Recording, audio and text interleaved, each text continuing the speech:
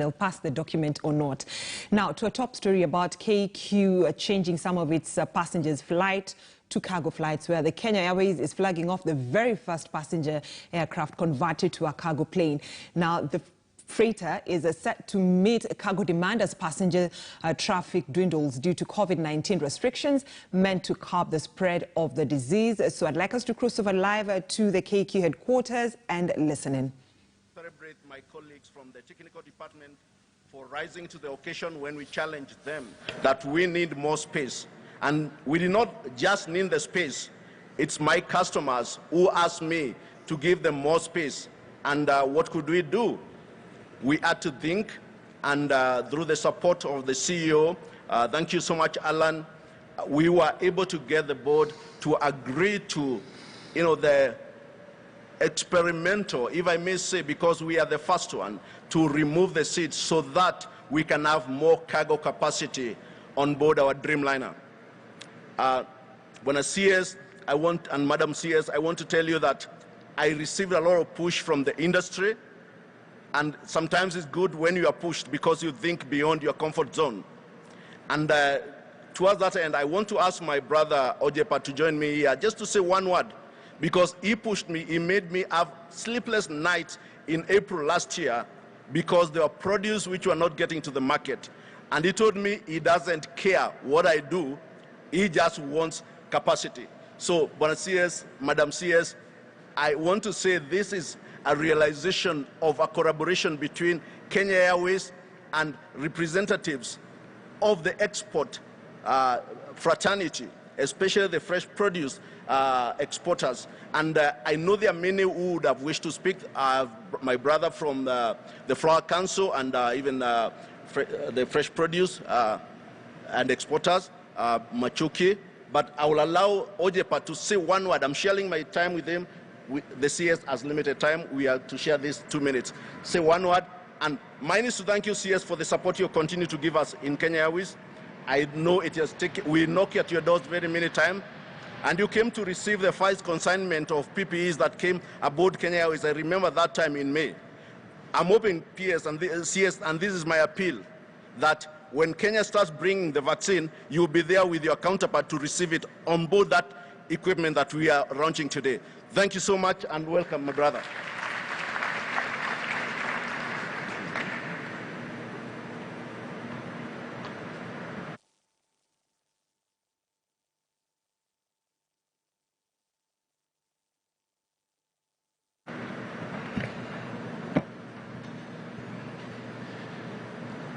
Madam CS, Maina and CS Macharia, KQ family led by Alan, the government agencies, here have seen KCAA, who is the regulator, Foreign Affairs, have seen Balozis around, Balozi Ogutu, Balozi Omolo, my colleagues in the industry, Hosea, Clement, and a friend, Daniela, Martha, and the others that are here, Eric, the KQ customers and the entire family, members of the Fourth Estate, distinguished guests, ladies and gentlemen, good morning. I've been asked to share this time, and I have only 3 things to do. The first one is to congratulate KQ, and particularly Kenyans, for having been able to repurpose this. In April last year, Dick didn't sleep. We told him we don't care. We care that our products goes to the market. And the conversation changed. Today, we are glad to witness that dream and the push come to pass. And thank you, the regulator, for working together with KQ to get this repurposed. We have more capacity, and we're sure that we're going to fill this. Additionally to that, CS Macharia, we will still not be able to be tired. I'm glad that you're here. I want to ask on behalf of my colleagues, can you give KQ 7 777s, 3 777s, with capacity of at least 100 tons for each, for us to be able to fill the cargo? At the moment, even if you, including what we have now, I'm sure Alan cannot carry everything we have, as much as they are willing, unless we give them capacity. So it's my ask that we give them at least 3 777s. That will be 300 tons per day, and I can challenge my colleagues, we will fill them. If that can happen, we'll be glad. The other thing is I want to thank CS Betty and the entire trade team. You came handy. You have been our friend. We've seen negotiation going on. We've been part of it. We are proud of the progress. But again, it goes back to CS Macharia. Even if CS Betty opened business and we have no vessels to get cargo into the market, it will be a challenge. So I dare challenge you now that we commit as the industry that we will support Kenya Airways by all means to ensure that we deliver cargo. Fruits, vegetable, herbs, flowers, spices, and the list is growing by day. And I have my colleague Daniela here, and I know the pharmaceutical team and Eric from the agrochemical companies are willing and are here to commit that we will support you. Lastly, I'm here to speak to all of us, starting with the members of the Fourth Estate. We have one country, and we are not competing against ourselves. We are competing against the giants of the world. The story we tell about Kenya and the belief in Kenya is the best thing gift that we can offer to this country. Let's believe in Kenya, let's support Kenya, let's be Kenyan, and let's walk in the spirit of one Kenya, one nation, and be able to open this space. Lastly, for me, is that we are supporting Ministry of Trade, particularly through Keproba, to grow exports by 25%, the target. The horticulture industry is committed to grow at least the horticulture industry by between 10 to 15% annually, and we therefore need your support. As we support the government of the day, we like to work with all of us to ensure that this happens. With those many remarks, thank you.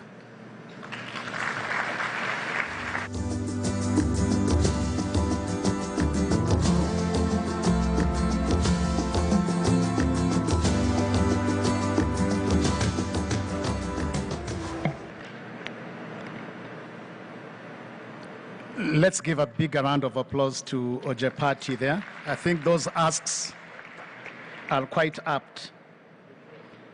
So may I take this opportunity now to welcome Dr. Marube of the Kenya Export Promotion and Branding Agency to come and say a few words. And when we talk about branding, there's no bigger branding than the KQ tail in the 45 areas or cities that we fly to. Karibu sana, Dr. Marube.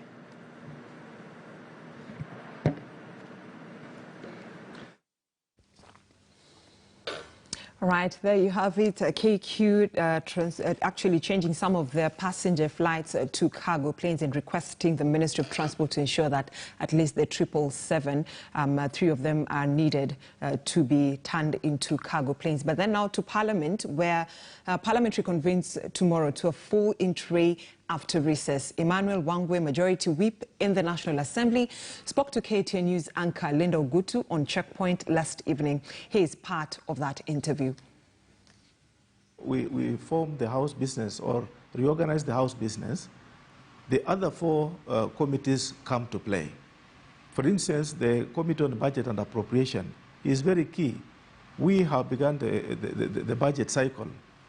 And when you look at the budget policy statement we are expecting to come, we are expecting the supplementary budget to come. Therefore, it's very key that we will have to reorganize the entire, when we resume after the House business, we'll have to set the 4 committees to be all in place because they now immediately set foot for the House to move forward. Okay. So the entire country is looking at the National Assembly. Why? Because the BBI bill is now with county assemblies. Once they are done, it will come to the National Assembly. And the reason why I'm bringing this up is because as we speak right now, there is no referendum bill to sort of guide that process. So when it gets to the National Assembly, there's no referendum bill that will perhaps give a roadmap of how this will go. There's referendum bill 1, there's referendum bill 2. How does the House intend to go about this? How do you intend to go about this? Thank you very much, Linda. Immediately we reorganized the House Business Committee is chaired by the Speaker of the National Assembly. We will now reorganize and set up how we are going to move forward. For example, the referendum bill. You know very well that on 26th of January, that is the date when IBC sent the letter of introduction of the bill to the county assemblies. 90 days thereon, we expect that within, but not more than 90 days, that report should be coming back to the House. Therefore, we have a valid 3 months to now look at the referendum bill, so that through the House Business Committee, I foresee a scenario where I am a member of the House Business Committee, and I presume I will still be because of my position in the National Assembly. Yeah. We will be able to give priority to the referendum bill, so that by the time now we get report from the various county assemblies back to the House, we will now have the roadmap on how we are going to proceed with that bill. Therefore, according to me, we are well guided, we are within the law, and we are really set to push this agenda forward. Basically, you're saying you still have time, right? We have time. All right, so you're the majority whip. Part of your job is to whip members towards a certain direction that the party wants. So I'm going to put you a little bit on the spot. How confident are you that you will be able to whip your members into supporting the BBI bill? And I know I'm putting you on the spot. Thank you very much. From where I sit, I don't have a problem. I have no member who has said he's not a member of, is not going to support the PBI in terms of once it comes on the floor of the House. Linda, we need to know that the House has only 2 sides. It has the minority side and the majority side. So according to me, I'm the whip of the majority side. We are 216 members. I feel, and I'm very much sure, that all my members will be able to be whipped into one direction to take the position of supporting the BBI when it gets to the floor of the House. As we sit today, we are in one vehicle, we are guided by the law, we are guided by the standing orders, and we know which way we are going to go. All right, so that is an interview that my colleague Linda Ogutu had yesterday with the majority whip at the National Assembly, talking about Parliament's business when they resume tomorrow. My name is Brenda Zadaradido. Thanks to the men and the women behind the scene who make ATN News Center success. Nicholas Fambua up next with Lo Mashinani. Enjoy the rest of your viewing.